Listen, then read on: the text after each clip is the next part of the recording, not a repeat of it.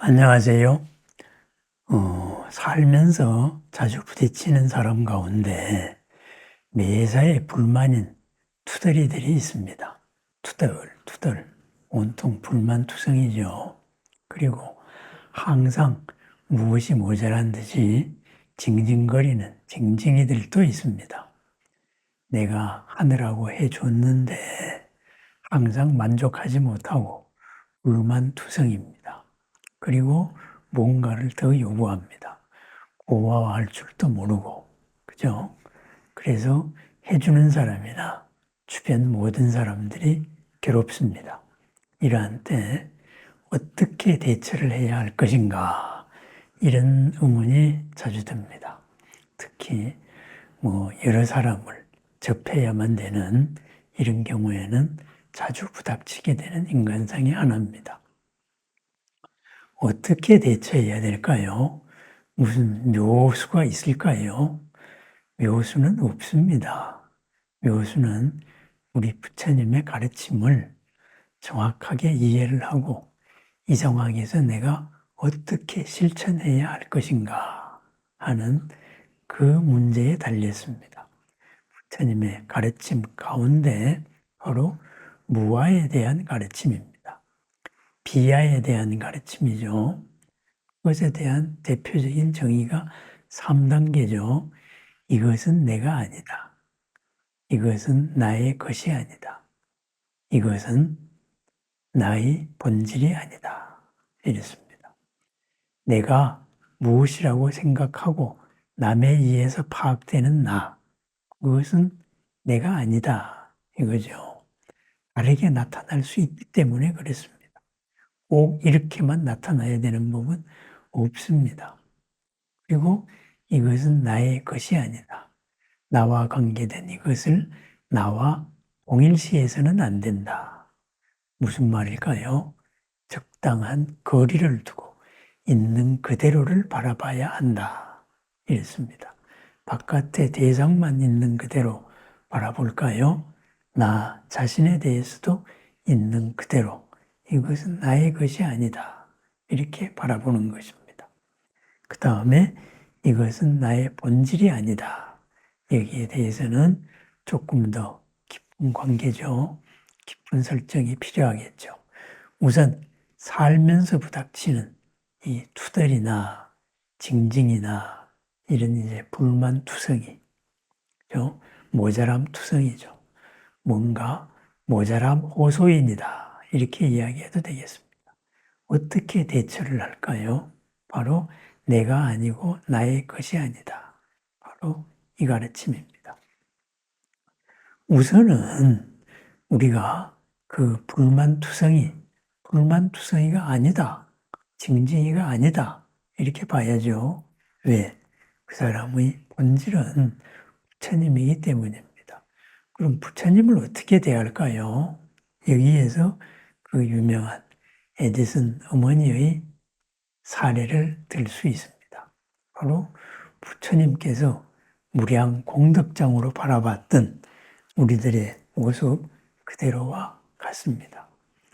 어느 날 어린아이가 학교에서 어떤 알림표를 가지고 왔습니다. 편지를 가지고 왔죠. 이 편지를 선생님이 꼭 어머님만 보시게 해야 된다. 이랬습니다. 그래서 편지 내용이 엄청나게 궁금했습니다. 그래서 어머님 보고 편지 내용을 읽어달라 그랬죠. 그랬을 때 어머니는 그 편지를 듣고 아들을 바라보면서 읽어주었습니다. 당신의 아들은 너무나 천재입니다. 우리 학교는 이 천재를 가르칠 수 있는 여건이 안 되고 우리 선생님들은 천재를 소화할 수 있는, 따라갈 수 있는 능력이 안 됩니다. 그렇기 때문에 당신의 아들은 어머님께서 직접 가르치시면서 그 천재성을 키워내는 것이 중요하다고 생각합니다.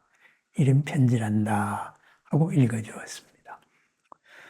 이제 학교를 그만두게 되었죠.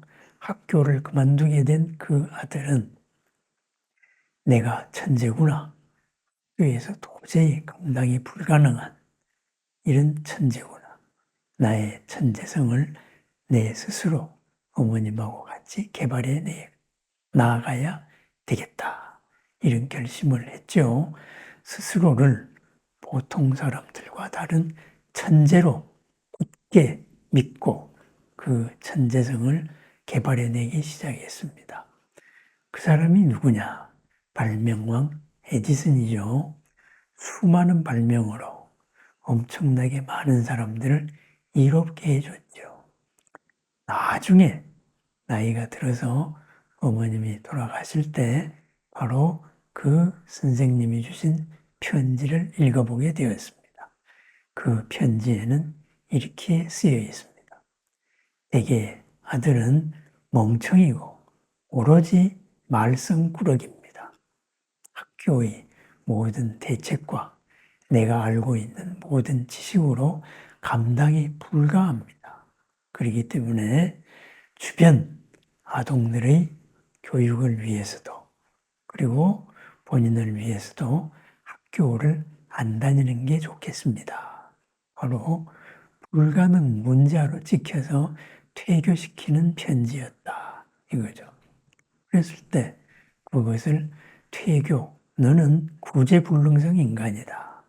이렇게 어머니가 말씀해 줬으면 과연 에디슨이 나올 수 있었을까요? 없지요. 그랬습니다. 어머님은 문제투성이다 하는 학교, 구제불능성이라는 학교 선생님의 판단을 잊지 않고 아이에게서 무한한 가능성을 계속 찾아낸 거죠. 저번에 제가 말씀드린 바 있는 나의 장점 찾기입니다. 당신의 장점 찾기.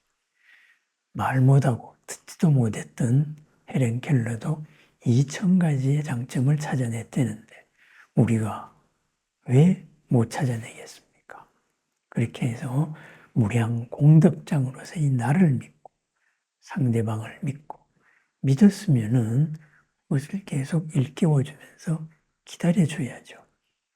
말을 안 듣습니다. 그래도 불만투성입니다. 그럼 어떻게 해요? 기다려주는 수밖에 없죠. 그런데 왜 저렇게 사느냐? 드디어 내가 바로 움직이기 시작합니다. 내가 휩쓸리기 시작합니다. 왜 똑같은 말을 반복하게 만드느냐? 그죠? 왜 그렇게만 생각을 하느냐? 이렇게 돼서 서로 다툼이 시작이 됩니다. 그러면은 투덜댐과 징징댐이 점점 더 늘어나다가 마침내는 서로가 서로를 포기하겠죠. 그때에 우리 무아의 가르침, 모든 것은 인과 연으로 만들어 있다는 무아의 가르침을 생각해 봅니다. 그죠? 그렇습니다. 그 아이는 내가 아닙니다. 나의 것도 아닙니다. 내가 무엇을 도와줄 수는 있지만은 도와줬다 그래서 그 결과가 지금 당장 나타나야 되는 것도 아닙니다. 스스로를 바꿀 수 있는 것은 오직 자신만이 바꿀 수 있습니다. 그렇게 바로 독립된 인격으로서 상대방에 대해서 대접을 해 줍니다. 오래전에 연구 결과에 이런 결과가 있었습니다. 왜 정신과 의사가 되었느냐? 미국에서죠. 그랬을 때 그 정신과 의사의 반이 내 자신의 병을 치료하기 위해서다. 이런 말입니다. 상대방 정신질환자에게서 나타나는 모든 현상은 나 자신에게도 다 갖추고 있습니다. 다만 정도의 차이로서 정상 범위를 넘은 사람이 환자라면은 정상 범위를 넘지 않고 간당간당 전상을 유지하는 사람이 나일 것입니다. 상대방의 질환을 보면서 나를 치료하기 위해서 나의 인격을 완성시키기 위해서 정신과 의사가 되었다. 이런 사람이 정신과 의사 지망생의 반이 넘었다고 해요. 바로 그렇습니다. 투덜이와 징징이를 마주하는 순간에 내 속에서도 그러한 속성이 보입니다. 어떻게 치료할 것인가? 그죠? 우리가 이야기를 하면서 감정은 서로 전염이 되지요. 전염이 돼서 하나로 융합이 됩니다. 상대가 불만에 쌓였을 때 나도 불만에 쌓입니다. 상대에 대한 불만이죠. 나도 상대방에 대해서 투덜이가 되고 너는 왜 이렇게 안 하니? 하는 징징이가 되어버립니다. 그것을 내가 바라보는 겁니다. 그것이 바로 나의 것이 아니다. 내부에서 나오는 나의 업이고 상대방에게서 일어나는 변화하는 현상 가운데 하나, 믿고 기다려야 될 그런 현상 가운데 하나입니다. 알아차리고 서로가 하나로서 융합되지 않게 합니다. 그것을 탈융합이라 그러죠. 나의 업에 휩쓸리지 않고 상대방의 그 삶에 휩쓸리지 않는 것. 그럼 어떻게 알아차릴까요? 우선 나 자신에서부터 알아차립니다. 내가 상대방이 불만스럽습니다. 왜 저렇게 사는지. 그죠? 그렇습니다. 내가 불만스러운 게 아닙니다. 내가 불만스럽다고 지금 느끼고 있을 뿐입니다. 내가 그런 게 아닙니다. 내가 그렇게 느낄 뿐입니다. 상대방 또한 마찬가지입니다. 상대방이 불만스럽게 느끼고 있는 것, 투덜이와 징징이는 상대방이 아닙니다. 상대방이 그 상태에서 벗어나지 못하고 있을 뿐입니다. 내가 슬픕니다. 내가 슬픈 게 아닙니다. 내가 슬프다고 느낄 뿐입니다. 이 모든 것이 인연 따라서 새로운 조건을 하나 부여하면은 다른 것으로 바뀌어 지나가는 것입니다. 그것이 재행무상입니다. 모든 것은 변화한다. 흘러가는 것이죠. 왜? 재범무화, 실체가 없기 때문에 그렇습니다. 투덜이 또한 그렇습니다. 투덜이의 실체가 없습니다. 저것 또한 지나갑니다.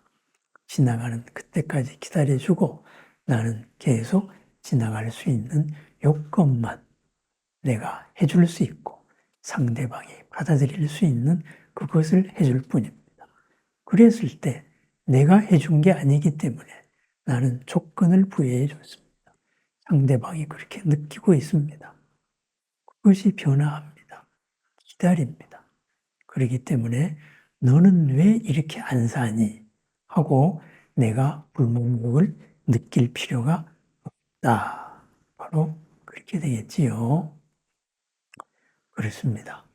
우리가 상대방의 감정에 휩쓸리지 않는 것, 나의 것이 아니기 때문에 그렇습니다.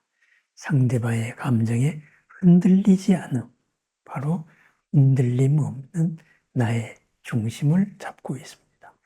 그것이 정령, 올바른 알아차림에서 이루어지는 정정, 흔들림 없는 선정입니다. 그렇습니다. 나의 중심을 잡고 내가 흔들리지 않습니다. 상대방을 보면서 흔들리는 나의 마음 또한 치료합니다. 내가 상대방이 투덜이라고 느끼고 있구나. 그것은 내가 느끼는 겁니다. 상대방이 투덜이가 아닙니다. 나의 느낌을 바꿉니다. 저 아이는 언젠가는 부처가 될 것이다. 에디슨 같은 발명왕이 될 것이다. 자기가 간절히 원하는 바를 아직도 잘 모르고 모든 것이 부족하다고 느끼고 있는 것이구나. 그렇게 알아차립니다. 알아차려서 그렇게 나도 상대방도 거리를 두고 지금의 감정이 내가 아니다. 이것을 스스로 깨우쳐 나갑니다. 화가 날 때에도 내가 화가 난 게 아닙니다. 화가 난다고 화의 상태로 내가 바뀌었을 뿐입니다. 화가 낸다고 화났다고 느꼈을 뿐이다. 바로 이런 겁니다. 이렇게 나의 중심으로 알아차리는 것. 그렇게 알아차리는 순간에 모든 업은 부끄러워서 힘을 잃습니다. 업은 도깨비와도 같지만은 참으로 부끄러움을 많이 탑니다. 부끄럼 많이 타는 업을 알아차리는 것. 바로 투덜이를 상대하는 나를 다스리는 법이고 투덜이로 보이는 상대방을 다스리는 것입니다.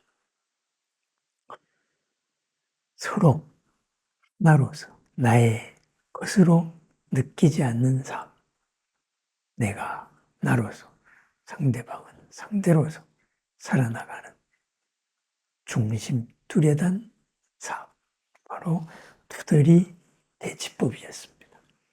그러면서 나도 상대방도 천재임을 믿습니다. 모든 공덕이 비롯되는 존재임을 믿습니다. 바로 내가 부처임을 믿습니다. 그렇게 나를 다스려가면서 나의 중생스러움이 부처스러움으로 바뀌어갑니다. 내가 부처로 되어가는 과정입니다. 나의 부처를 완성시켜 나가는 하루, 나의 중생스러움을 다스려 나가는 하루, 투덜이를 보면서 내 투덜이, 징징이를 보면서 내 징징이를 다스려 나가는 오늘 하루입니다. 내가 할 수 있는 최선의 것, 그것을 오로지 할 뿐입니다. 부처님이 우리 같은 중생스러운 투덜이와 공감했다면 부처님이 어떻게 부처님일 수 있겠습니까? 오늘 하루 부처님이 되어가는 하루를 축원합니다. 감사합니다.